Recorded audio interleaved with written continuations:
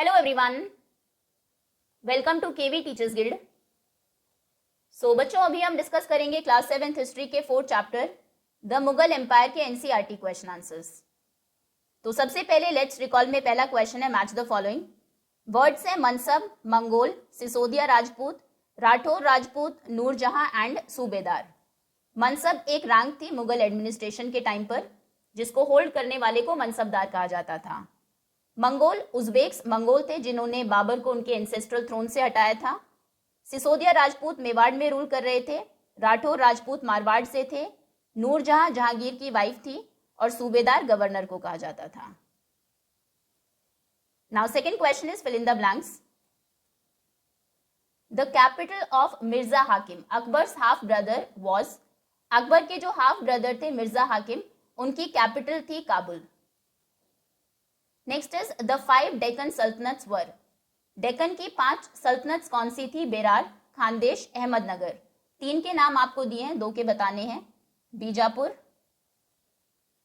And Golconda. Next is if zat determined a mansabdar's rank and salary.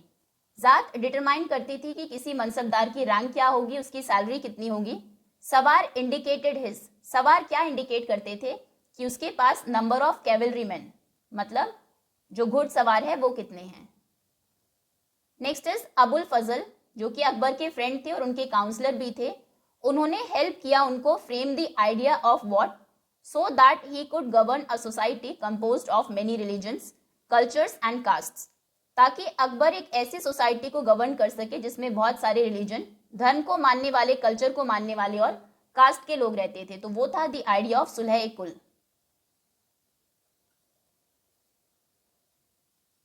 Third question is what were the central provinces under the control of the Mughals? Mughals के control में कौन कौन से central provinces थे? So the central provinces under the control of the Mughals were Delhi, Kabul, Mewar, Sindh, Marwar, Gujarat, Bengal, Bihar, Odisha, Chittor and Deccan. Fourth question is what was the relationship between the Mansabdar and the Jagir? Mansabdar और जागीर के बीच में क्या relation था? So mansabdars received their salaries as a part of assignments called jagirs. Mansabdars को जो salary मिलती थी वो पैसों में नहीं मिलती थी, बल्कि उनको एक पीस ऑफ लैंड दे दिया जाता था जो उनकी जागीर होती थी। Now the mansabdars did not actually reside in or administer there jagirs. अभी ऐसा नहीं कि मनसबदार्स इसी पीस ऑफ लैंड पर रहेंगे, वो यहाँ पर रहते नहीं थे, रादर इसकी बजाय they only had the rights to the revenue of their assignments। ये जो पीस ऑफ लैंड है, इस पर रहने वाले लोगों से वो रेवेन्यू कलेक्ट कर सकते थे, टैक्स ले सकते थे, ये अधिकार था उनका। Which was collected for them by there servants, और ये भी वो खुद जाकर कलेक्ट नहीं करते थे, कुछ सर्वेंट्स को अपॉइंट कर देते थे जो कि यहाँ से टैक्स कलेक्ट करके मनसबदार को ला कर देता था।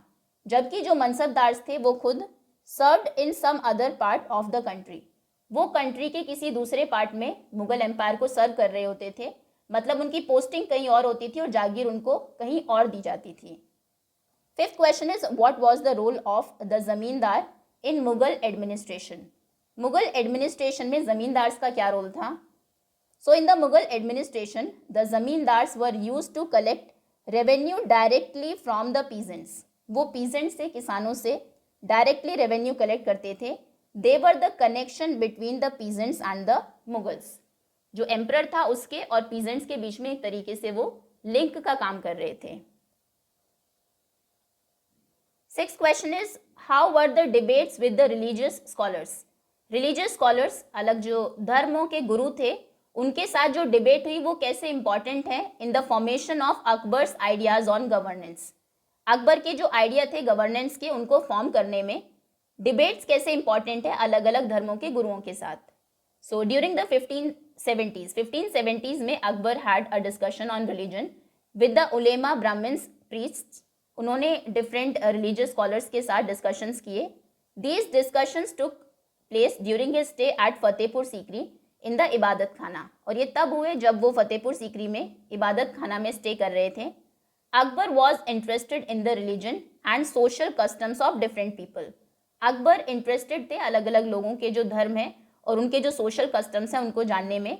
And his interaction with people of different faiths made him realise, और उनका जो इंटरेक्शन हुआ अलग अलग फेथ को मानने वाले लोगों से, उसके बाद उन्हें ये रियलाइज हुआ that their teachings created divisions and disharmony among his subjects, कि उनके यहाँ पर जो लोग हैं उनके बीच में डिविजन्स और डिसहार्मनी उन धर्मों की टीचिंग्स की वजह से है। दस Akbar came up with an idea, तो अकबर फिर एक आइडिया के साथ आते हैं जिसको कहा गया sulh e kul, which focused on a system of ethics, जो कि एथिक्स के कुछ सिस्टम्स पर बेस्ड था, ऑनेस्टी ईमानदारी, जस्टिस न्याय एंड पीस शांति। Next is why did the Mughals emphasise their Timurid and not their Mongol descents. हमने देखा कि मदर की तरफ से जो मुगल्स थे वो मंगोल के सक्सेसर्स थे और फादर की तरफ से तैमूर के, लेकिन वो खुद को तैमूर कहलवाना ज़्यादा पसंद करते थे, मंगोल नहीं। ऐसा क्यों था? So the Mughals did not like to be called Mongol. So Mughals Mongol कहलवाना इसीलिए पसंद नहीं करते थे या फिर उसको ज़्यादा एम्फेसाइज नहीं करते थे बिकॉज मंगोल्स स्पेशली जो गेंगिस खान या फिर चंगेज खान थे उनकी मेमोरी एसोसिएटेड थी with the massacre of innumerable people. उन्होंने बहुत सारे लोगों को मैसेकर किया था, बड़े ही ब्रूटल तरीके से मारा था। जबकि दूसरी तरफ जो मुगल्स थे वो प्राउड थे ऑफ देयर टिमुरिड एंसेस्ट्री, कि वो तैमूर के एंसेस्टर्स हैं, उनके एंसेस्टर्स रहे हैं Timur, because it achieve good name in the history, क्योंकि तैमूर का जो नाम था हिस्ट्री में वो अच्छे कामों के लिए याद किए जाते थे। 8th question is how important was the income from land revenue. Land का जो रेवेन्यू था, जो टैक्स कलेक्ट किया जाता था, वो कितना इंपॉर्टेंट था to the stability of the Mughal empire, Mughal empire को स्टेबल बनाए रखने के लिए। So the Mughal empire's main income source was revenue collected from peasants and from agricultural products. Mughal empire का जो मेन सोर्स ऑफ इनकम था वो पीजेंट से और एग्रीकल्चरल प्रोडक्ट्स के ऊपर जो टैक्स वो लगाते थे वही रेवेन्यू था। This money was collected by the zamindars, ये मनी जमींदार्स कलेक्ट करते थे और सबमिट करते थे मनसबदार्स को। They put the money into the Mughal treasury, और ये मुगल का जो खजाना था उसमें इस पैसे को डाल देते थे। सोल्जर्स की जो सैलरी थी, गवर्नमेंट वर्कर्स जो थे, task of welfare for the commoners, आम लोगों के वेलफेयर में जो काम किए जाते थे वो इन्हीं टैक्सेस से पे किया जाता था। To keep law and order बनाए रखने के लिए पूरे एम्पायर में land revenue most important income source था। 9th question is why was it important for the Mughals to recruit mansabdars from diverse backgrounds। Mughals ने जो मनसबदार्स को रिक्रूट किया, काम पर रखा, वो डिफरेंट बैकग्राउंड के लोग थे, सिर्फ तुरानीज और ईरानीज नहीं थे। तो ये कैसे इंपॉर्टेंट था मुगल्स के लिए? So the reason behind recruiting mansabdars from diverse communities, जैसे कि उन्होंने इंडियन डिसेंट के जो मुस्लिम्स थे उनको भी मनसबदार बनाया, अफगान्स को, राजपूत, मराठास को। ये था to gain the trust of common people, कि आम लोगों का जो ट्रस्ट है, जो विश्वास है, वो जीत लेंगे हम। And to create a balance of power in the administration, और एडमिनिस्ट्रेशन में जो पावर का बैलेंस है वो बना रहे, सिर्फ कुछ लोगों के हाथ में ही पावर ना रहे। This discussion help the Mughals to expand and solidified their hold over various regions. इससे और ज़्यादा उन्होंने अपने एम्पायर को एक्सपैंड किया और ज़्यादा उनका जो होल्ड था वो सॉलिड हो गया। Okay, so that's all students, इसी के साथ क्वेश्चन आंसर्स ओवर होते हैं। Thank you so much for watching.